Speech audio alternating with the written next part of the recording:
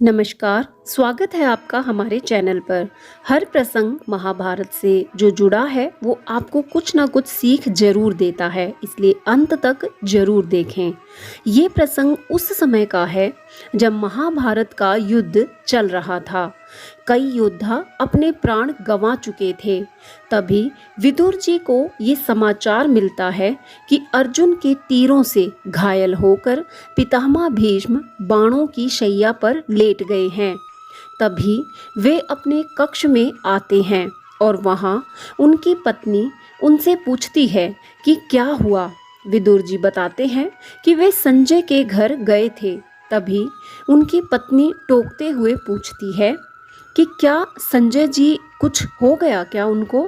तभी विदुर कहते हैं, नहीं, संजय को कुछ नहीं हुआ है, बल्कि हस्तिनापुर बाणों की शैया पर पड़ा हुआ है, अपने लहू का वस्त्र लिए हुए। तभी तातश्री का नाम सुनकर कुंती चिंतित स्वर में पूछती है कि क्या हुआ तातश्री को। तब विदुर थोड़े गंभीर स्वर में कहते हैं, नीति ये कहती है भाभी श्री कि जो राज सिंहासन पर बैठा हो उसी को देखना चाहिए। वर्तमान में अतीत की छवि देखना ठीक नहीं है। तातश्री ने वर्तमान हस्तिनापुर नरेश में अपने पिताश्री को देखने की भूल की है। परिणाम ये हुआ कि अर्जुन ने उन्हें अपने बाणों की शैया पर लिटा दिया है। तब कुंती व्याकुल होकर पूछती है कि तो क्या तातश्री नहीं रहे। तभी विदुर कहते हैं, नहीं, तातश्री अपने प्राण नहीं त्याग रहे हैं, क्योंकि वे तब तक जीने के लिए वचनबद्ध हैं जब तक हस्तिनापुर चारों ओर से सुरक्षित ना हो जाए। उन्हें कुरु वंश के हरे भरे वृक्षों को कटकर गिरना देखना पड़ेगा और कदाचित यही उनका प्रायश्चित भी होगा। तभी कुंती पूछती है, तो क्या तुम उन्हें प्रणाम करने जाओगे विदुर।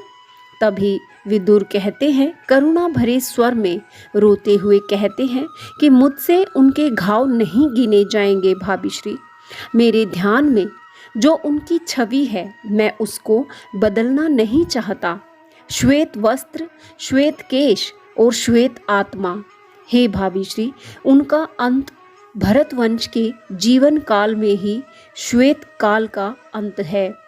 ऐसे उजले चरित्र वाला महापुरुष अब कदाचित ही जन्म ले। इसलिए आइए भाभी श्री, हम और आप हस्तिनापुर की ओर से तातश्री का जश्न मनाएं। ये कहते हुए विदुर जी बिलख बिलख कर रोने लगते हैं और बैठ जाते हैं। इस प्रसंग से हमें यही सीखने को मिलता है कि भले ही परिस्थितियां कई बार आपको कटघरे में खड़ा कर देती हों, लेकिन जो आपके जड़ों से जुड़े संस्कार हैं वे अपनी छवि कभी धूमिल नहीं कर पाते। हालांकि विदुर जी के मन में पितामह भीष्म का इस युद्ध को ना रोक पाना खलता रहा है, लेकिन फिर भी बचपन से वे जिस पवित्र विचार वाले व्यक्ति को देखते आए हैं उन्हें वे ऐसे ही देखना चाहेंगे। यहाँ तक कि युद्ध मैदान में जाकर उनके घाव भी नहीं देख सकते, उनसे सहन ही नहीं होगा। इसलिए ये चिंता कभी ना करें कि इस स्थिति में मेरा व्यवहार अच्छा था या नहीं, लोग क्या सोचेंगे। अपने जड़ों से जुड़े विचार यानी संस्कार जो आप अपनों के साथ व्यवहार करके दर्शाते हैं, बस उसे ठीक रखें। परिस्थिति वश तो सबका व्यवहार अलग ही होता है, इस बात की कतई चिंता ना करें। महाभारत का एक प्रसंग प्रतिदिन अपने बच्चों और परिवार के अन्य सदस्यों को जरूर सुनाएं, क्योंकि ये धीरे ही सही लेकिन बहुत गहरी छाप छोड़ने की ताकत रखते हैं हमारे ग्रंथ। हर पात्र इसमें कुछ ना कुछ गुण और अवगुण लिए हुए है। पहले के समय में तो यहाँ तक कहा जाता था कि जिसने महाभारत और रामायण जैसे ग्रंथों को श्रवण कर लिया उसने तो एक डिग्री हासिल कर ली हो। इसलिए आधुनिकता को अपने परिवेश पर कम हावी होने दें, क्योंकि संस्कार तो इन मूल ग्रंथों से ही आएंगे।